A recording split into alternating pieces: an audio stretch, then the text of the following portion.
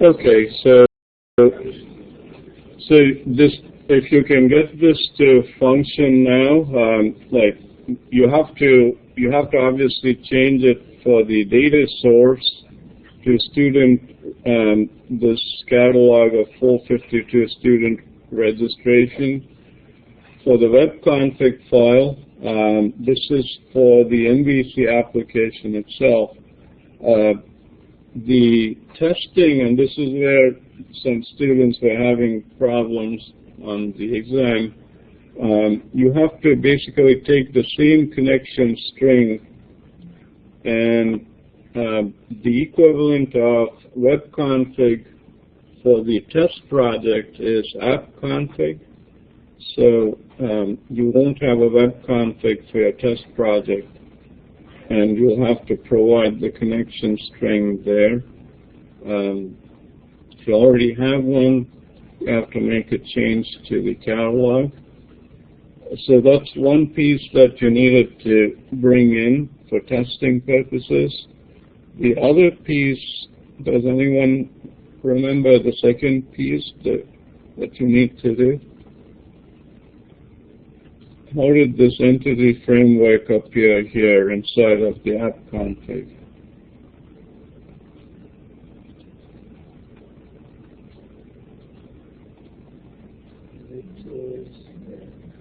Yeah, tools, go to NuGet Package Manager, and you can do this from the console, but what I found easier is to go to the graphical interface. So you choose Manage NuGet Packages for Solution, and then what we are looking for is this entity framework. An entity framework has to be included for both the test project as well as the MVC project. The entity framework, if you create it as an MVC web application, it automatically gets added to the web app, but doesn't automatically get added to the test project. So I've already added it in, but if you don't have it, then you would add it to your test project. And once you added it in, it will give you the version number, so I only have the option to uninstall since I've already installed it. But if you haven't, then you will have to add it in. And once you add it in, and later we will look at adding in other, like jQuery and so on. There are various JavaScript libraries and packages that you can add in. But once you've added it in your app config, you should see this in the XML with the entity framework element with all the child elements associated with it. Okay.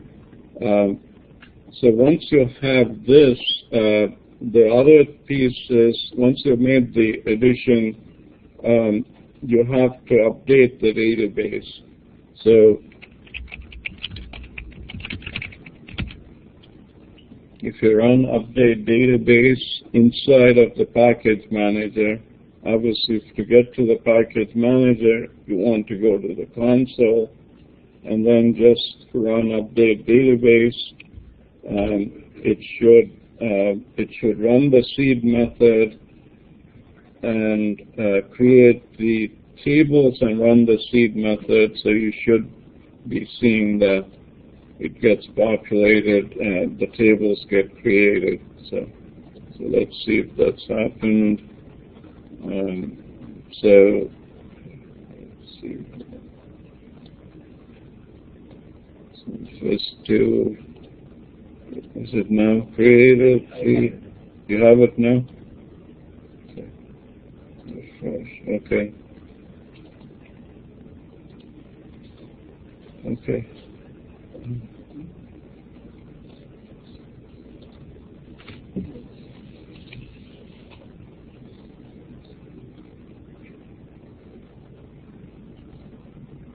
Did most of you get this down then? Anyone having problems? Let's see.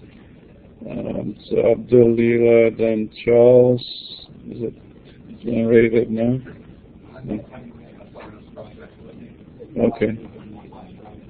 Okay. How about Jason? Is it? Okay. Okay.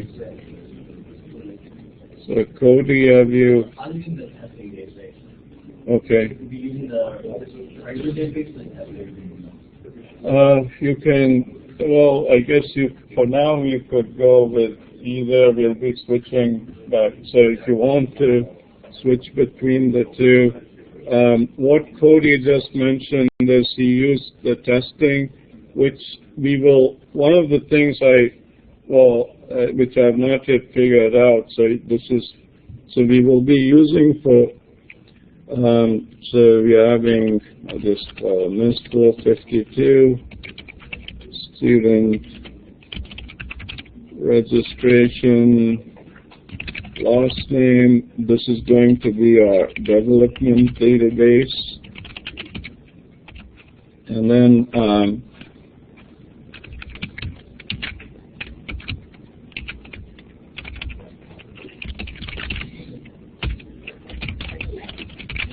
this is the testing database, and we discussed last time with our testing database, we want to keep data. I can't call it constant because there'll be some changes. I'll put it within quotes. So we want our I should use the word consistent, I guess. Some consistent. Now, the reason being that when you run your tests, if the data keeps constantly changing, your tests are going to fail, not because the logic is incorrect, but because the data is not correct. So that's our conflict here. And that's why we have the two databases. And right now, the only way to switch between the databases, Cody, since you did it, what's the way to switch between the databases? Yeah. So you have to do this manually, which is not a very good or efficient process. So I'm in the process of figuring out how to do it a little more efficiently. So this is, so if anyone figures it out prior to me, please let me know how to change between databases, between, the test and development more efficiently. So that's one thing to think about. There's an entirely different approach to dealing with this problem or issue, but it is a much more complex solution, which I'm not sure I want to get into right now. So if we can find a way of switching between databases, again, if you experiment with it, or if I get to figure this out, I'll discuss this. Yeah, Preston? Have you tried having the web config in the web site class next to your actual database, and the app config and the testing class next to Testing database. No. I might have tried it. I don't remember now, but try it out. What Preston suggested was Preston in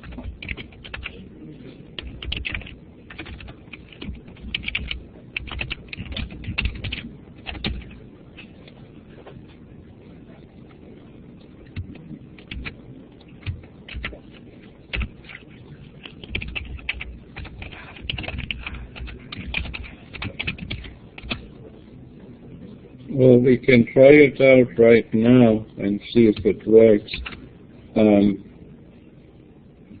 Actually, what I'll do is I'll update database target 0. Don't forget the line too. The target. Okay, the dash.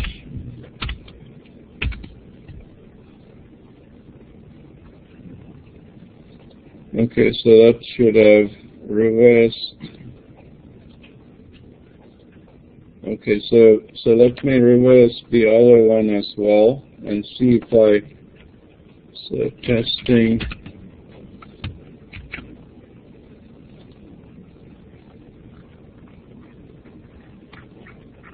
So I'm trying to apply what Preston just said about,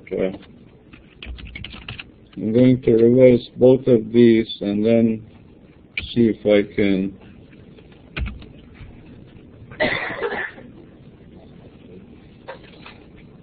okay, so now both my databases, the regular and the testing should be testing demo tables refresh.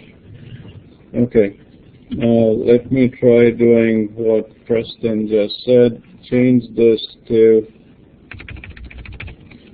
just in the app config, which is for testing. I'll leave it as testing. Okay.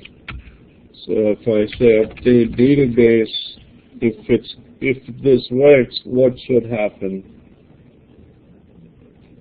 It should update both the databases. Right? So because there are two different databases that are being referenced,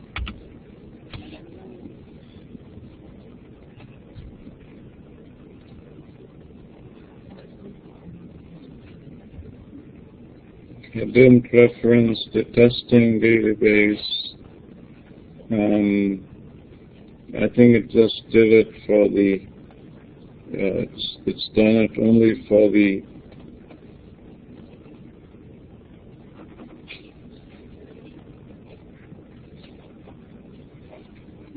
okay, so it doesn't, so whatever it updates is in the application, not the test. Okay, so if you want to have the data in the test, we'll have to include the test in the web config as well. So if I try to run it now, obviously it will end up giving errors.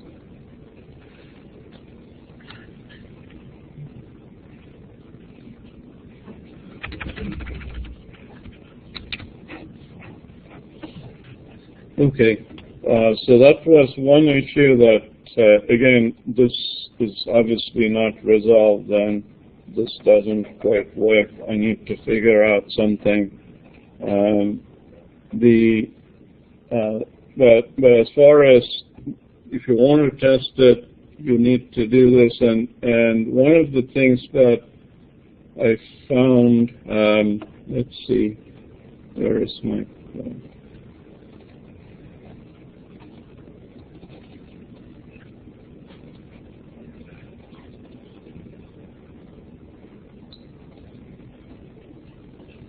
Okay, when you do your migration with the seed method to populate the tables, I have those set up, which populates it, all of the, this was one thing that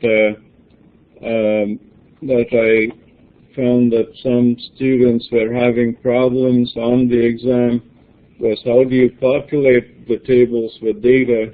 And the other is, we've discussed it many times with the agile approach, add small increments. So instead of doing one major migration, I basically have a series of small migrations. But after you have it all functioning, then you could potentially just get rid of all these smaller migrations and create one larger migration. As far as testing itself,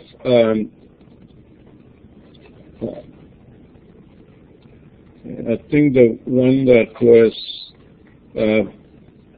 one of the issues that we have discussed with, as far as the populating the data locally versus populating it on the database, what's going to be the major difference between the two? When I populate, for example, student versus populating student for testing purposes, if I say expected, or this is right here, what is going to be the major difference?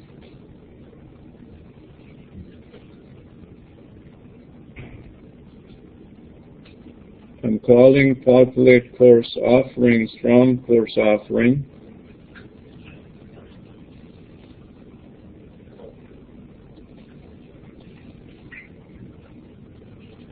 And if I go into course offering,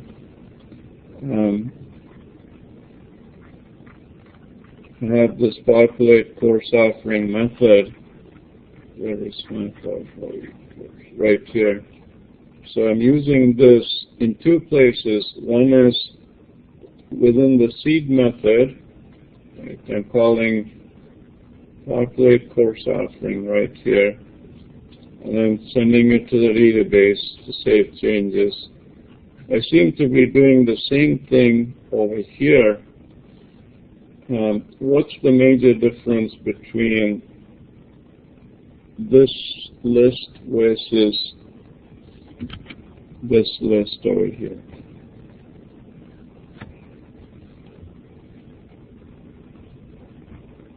Yeah, Charles?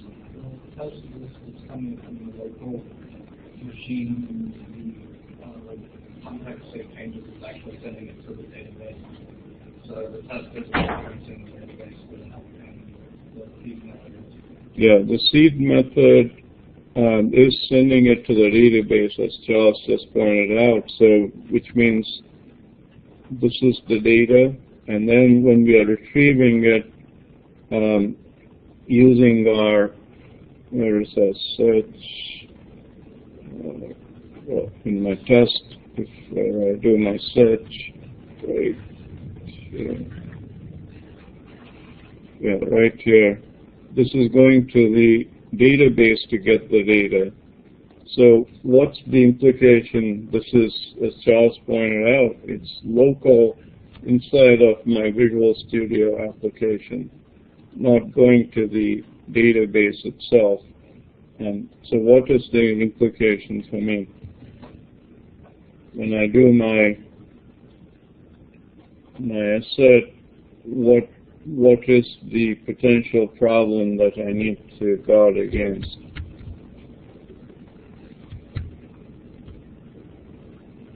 I don't know if you know the answer to that. Charles gave us like 90% of the response. So Charles, what happens when it goes to the database? If the data in the database has changed since the seed method ran, then the test won't know that it changed, and we'll try to test it against the wrong thing. Yeah, what we are trying to do, and that's why we are trying to keep a separate test database, so that if we have it as a development database, this is going to constantly change. But the other aspect that the database brings in, when we populate it, so if I go into course offering, or even something simpler like student. Okay, so with student, when we create a student object, we are just giving the student name. We are saying initially the student GPA is going to be 0 to start off. But if you go into the database, what do you see when you have a student object created or instance created on the database?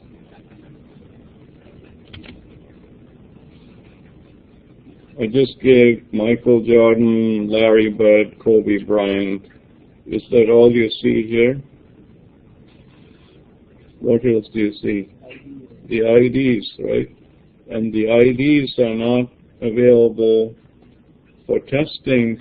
So if you're looking at this populating locally, you need to make sure that you add the ID value. Okay, if not, your test will fail. Okay, so that's the main point.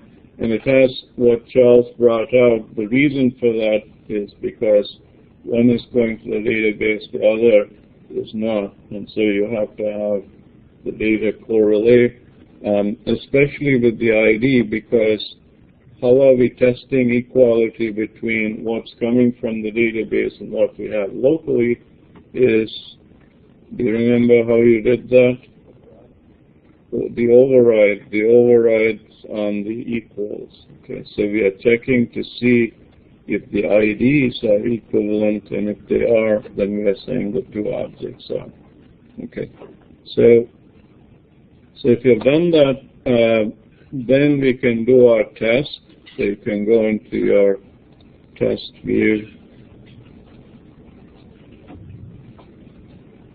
and I have these two tests.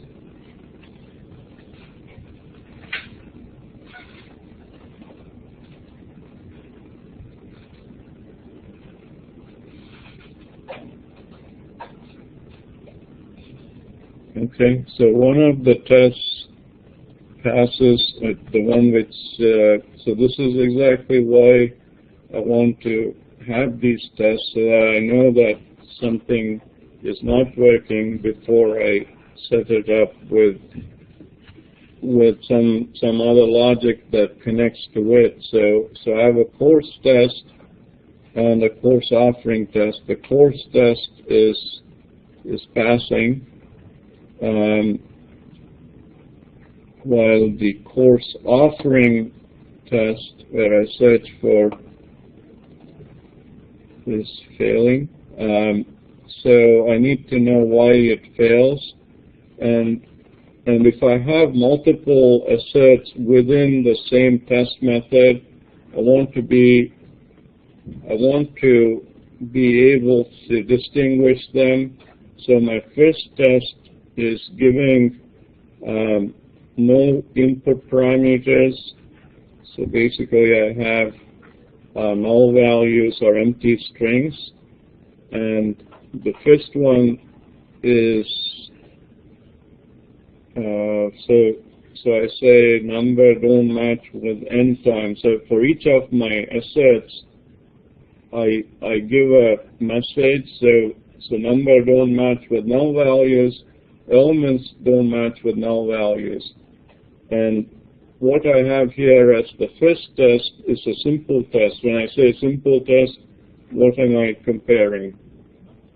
Just the number of elements, just the count. So, and I give a message saying the number doesn't match with null values, but the next one is a more sophisticated test or a complex test where I'm looking inside each element and comparing whether the IDs are the same. And again, I say the elements don't match. So do I know which test failed? Did one of these two fail? And what tells me that neither of these failed? The message here which tells me number don't match with end time. So I gave another test here.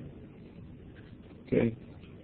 So I have an end time parameter here, which is that the end time is 9:30 a.m. And I give a value. The other two are an empty string and a null value. So I distinguish it with the message here. So basically this is saying that this count of number of objects is failing. So so I need to see whether I actually create another object where the end time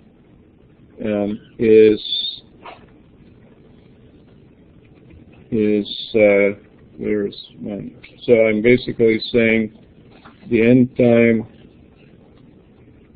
should be, it should be before 9:30.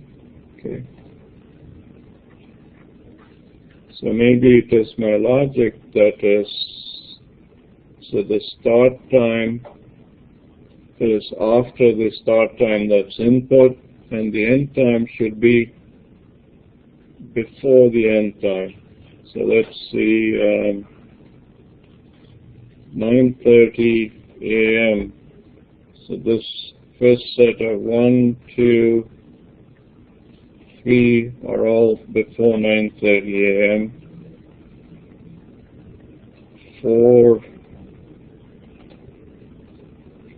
is ending up at 9:45, and 5 is ending at 9:45.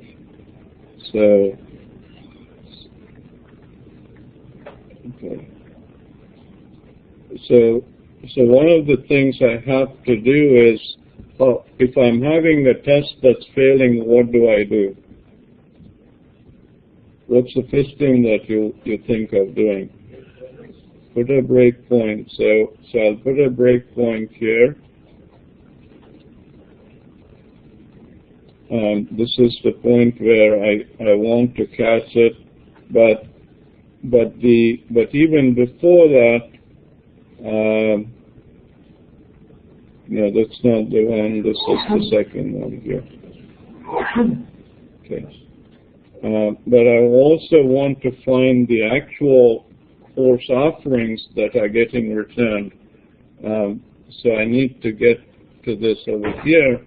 And whenever I'm getting to this, from this point, where does it go? After this executes, does it execute this? Whenever I'm calling a method, it's going to go into this class, course offering class, into this method here. Okay, so I'm going to go in here and see what's happening inside that method. Okay, so let me now debug this. So I right-click on the test that's failing, debug the selected test. It should come and stop wherever I put breakpoints. I'm going to use this to close this. Okay.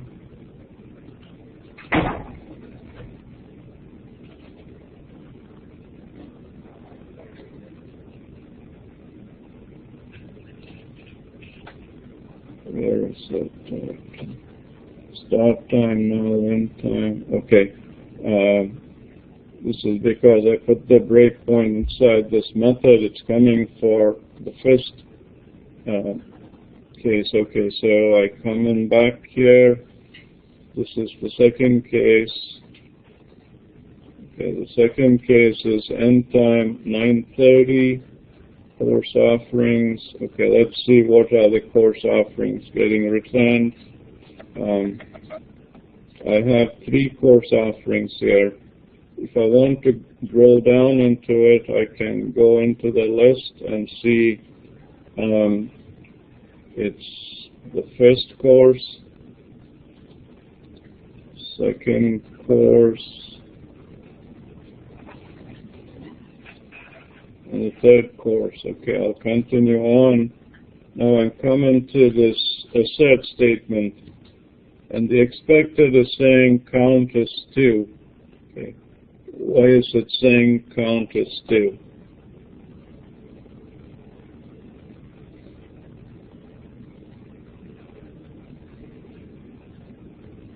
So I'm having the first element and the second element. How many of you can figure out what the problem is?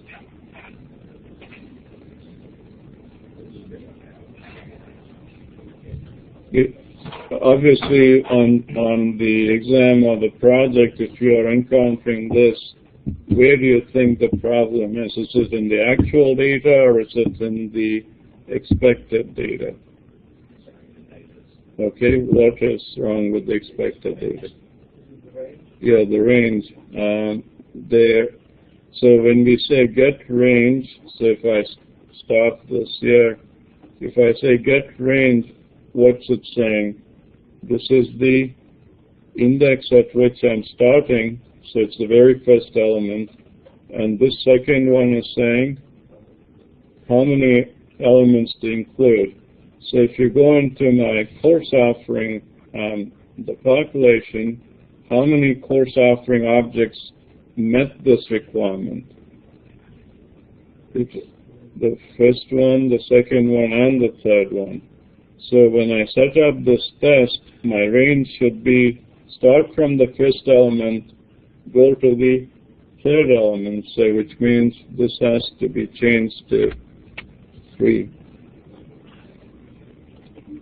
Okay, so now if I were to run all of these, I'll save it.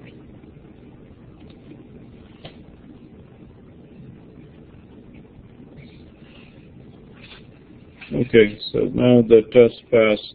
So this was one of the things I want you to be aware of is how do you, if you are having problems, how do you go about the about troubleshooting? How do you go about debugging? And you will never know whether I deliberately did it or it was just so I'm not going to tell you. Yeah. So I was playing around with the database and some strings and that content. And if you put the database there, the red config folder in the big database, that will update it for you to get all the information in the tables. And then when you change that to normal database, and then you have config and testing database, all the unit tests will run in the testing database without touching the main database. Okay, so Manually updated, the change of strings and web config updated. okay. It will only affect it when you run the test. Okay, that's interesting. So just to populate it, you first run it off of the. Did you understand what Preston just said? So what he said is, so the let's see, first make so the first thing, or I'll put it as numbers 1. So the first time web config has student registration, the regular one, and app config, it doesn't even matter whether it's there or not. Okay. For the second time, web config, and then you say update database using your the regular database. Yeah. Okay, so this is populate. I'll call it. This is the development database. So, okay. The second time you're working with your test database. So web config has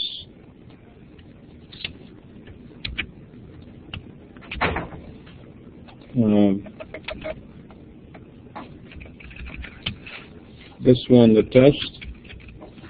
Okay. So now again, update database. So this is populate test database. Once you've done that, what Preston is saying is then you change your web config back to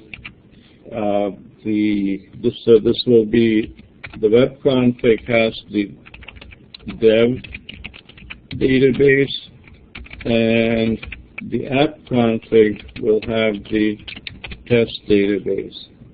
That's interesting. Okay, so let's do that, and so we so I'll go back into my config.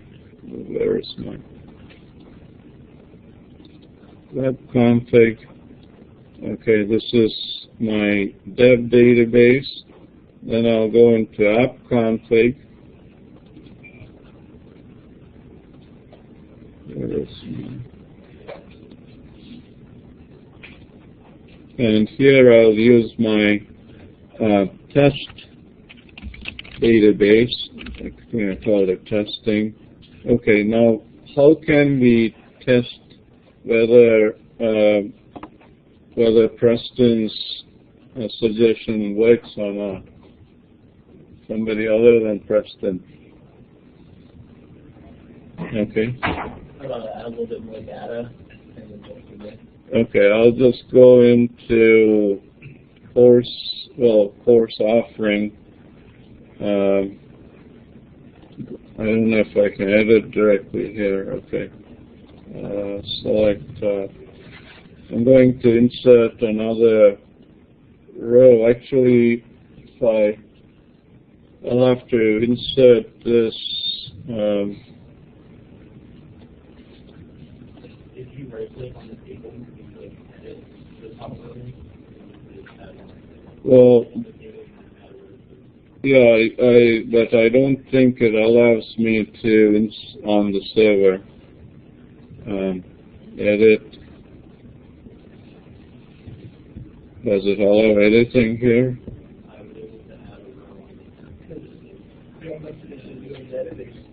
When? Oh, I'm not using, I'm going in somebody else's. Okay, let's see. Course offering. Okay, so this is, so actually all the student accounts allow this to happen? I was able to edit my testing database. I was able to edit the student data. Okay, let me just check this out and see. I think I'm logged in as system admin. Let's see.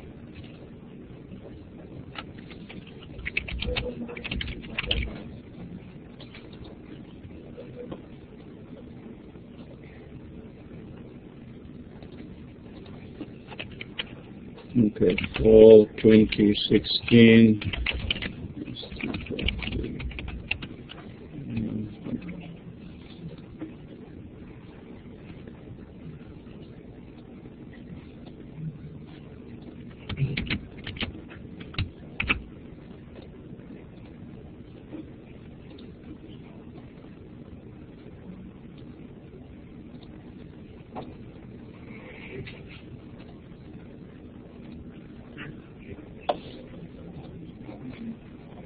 Okay, it doesn't allow me to, but let's see.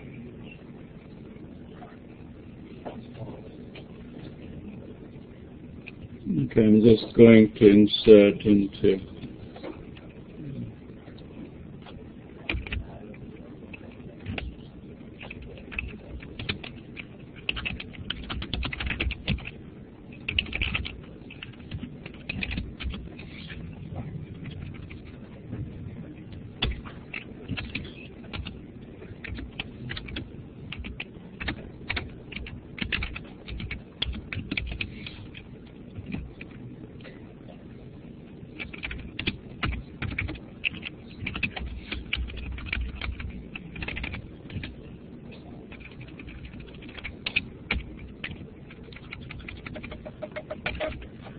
Okay.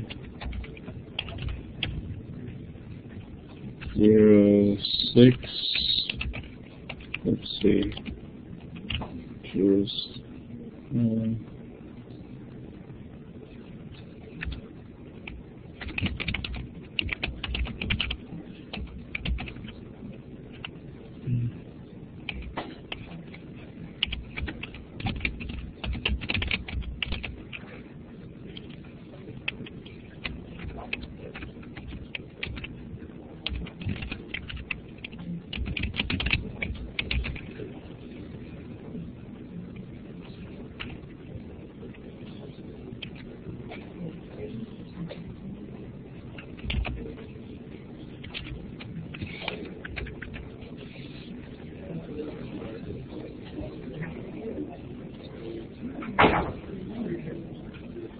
Okay, so I've added another row into the dev database, the development database, which meets the search criteria.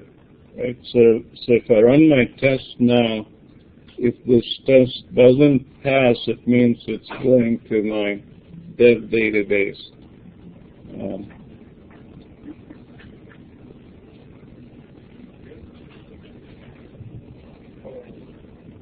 Okay, so where is it going then?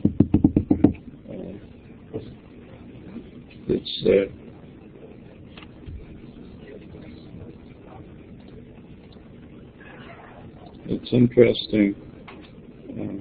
Did it pass for you earlier? Yeah, I can probably show you. I use the student data instead of the course offering. I was using the mine also passed in that data. Okay. Did you change back to the original in your web config? In the web config, okay, let's see. The web config, I have my original. In my app config, I have the testing.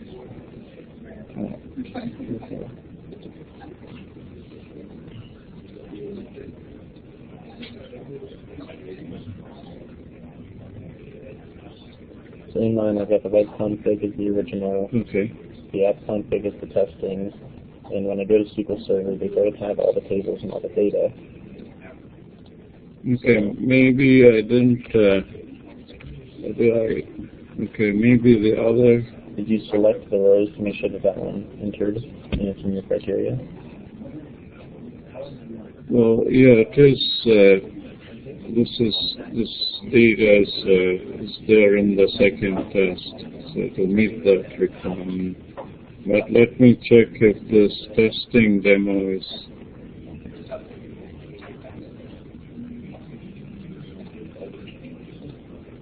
Okay, there's no data there. Okay, so in this case, what I haven't done is update my, I think, what was it, my test database. So I have to go back. So each time I need to update my test database. If I made any changes, I will have to go back to web config, update it.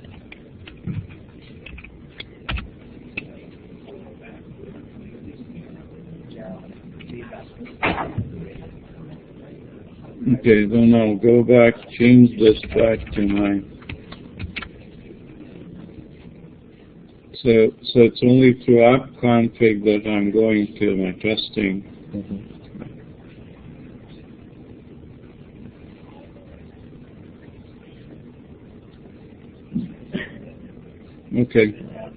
Okay, so what Preston suggested does work. So this actually takes care of the issue now. You understand it, right?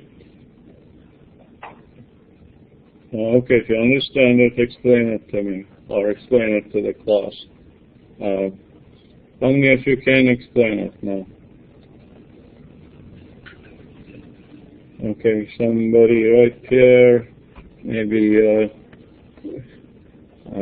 Brian, can you explain it to us? Okay. Okay, Tim, is how it's working? Okay, who's is working now? Okay, Adam, can you explain it then? So the process is what we did. Yeah. So by changing it to the registration database first, it updated your development database, and then we just changed it to testing, so it updated the testing database, but then we changed it back to registration. So when we do something in the database, change something, it's not affecting our testing results. If we go in and do the same thing you just did to the testing, or to the development to the testing database, and go back and test it again, then we'll have issues. Well, the other thing that we can do right now is start the application, go to your web interface, and I think we have the option to create course offering objects right here. So if I go to offerings, I'm seeing 6 here, right? So if I created another offering, so let's say I just said 00007 days offered.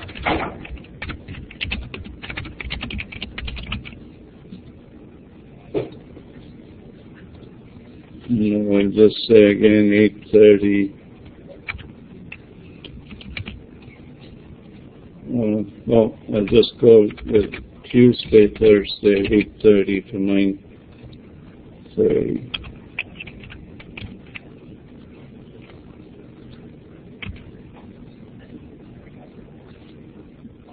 Okay, so I've created an entirely new instance of 1, 2, 3, 4, 5, 6, 7. Now, if I go back to my test and run this, and it runs, then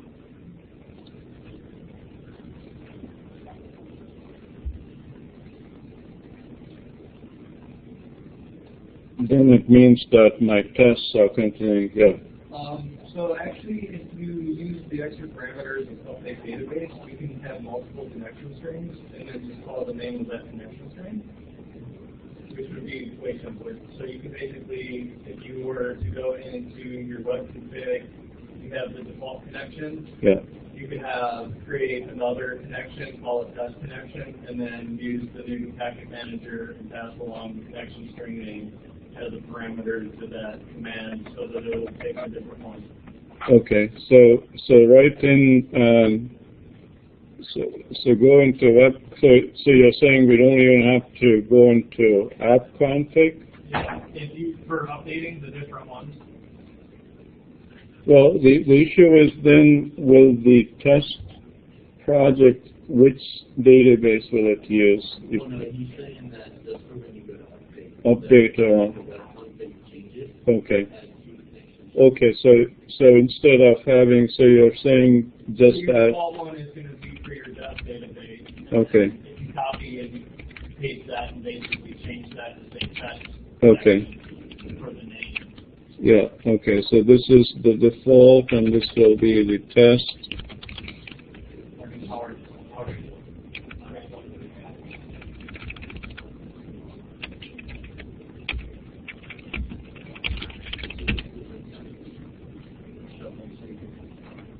Okay, so when you're doing your update database, Yeah, if you do basically type in update database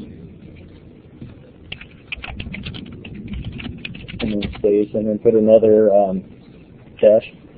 You can even use the tab because this uses PowerShell basically. Yeah. So if you do a tab, it'll give you all the options you can use. okay, So put the dash and then the dash tab, on the tab, okay. and then okay. construct connection string name, Okay, and then it's just the string name. okay. So then a space, and then test connection. Without quotes or with quotes? I think you can do it without quotes, Okay, and then try that, and that should pull this as opposed to the default connection. okay.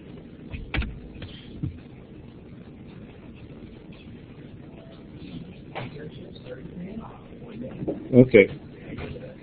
Okay, so essentially then you can do your updates without having to manually go in and change direct. So that what we want to avoid is going in constantly and making changes here, because you then don't know which database you're dealing with. But based on what Mike just said, if you have two different connection strings, do you understand this? Then you can just call that or do your update by giving the connection string parameter I here. think if you wanted to just still use the default connection, you could just use the update database, and it would go to that default string Okay. when you're doing your dev work. But if you need to make a change to your test database, then you can just call that extra parameter. Yeah, that's actually a very good suggestion, because then most of what you're doing is really on your dev. It's only when you want something to happen on the test, then you specify it. Okay, this is, well, that's really helpful. So let me put that in here. So you add in your connection string, the second connection, And then in this, let me see if I can. Okay. Yeah.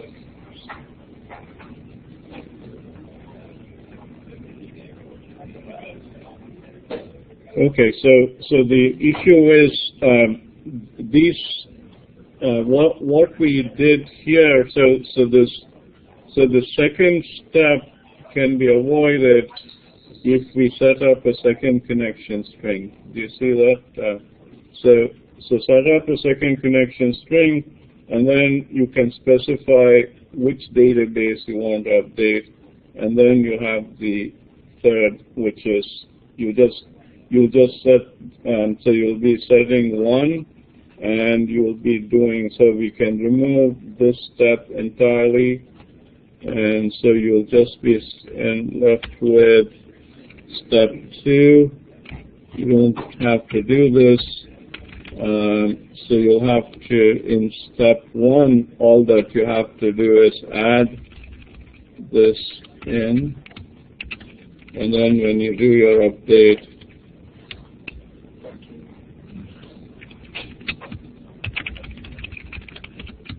okay, so what I would like for you to do before you come on Thursday is to set this up and make sure your tests are working, and then we can discuss the other aspects of the application, getting into like where you're doing adding and editing and so on. Instead of it being through the generic template, we'll try to see where we can add in our own methods and call them.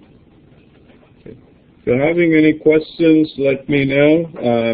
If not, I'll see you on Thursday.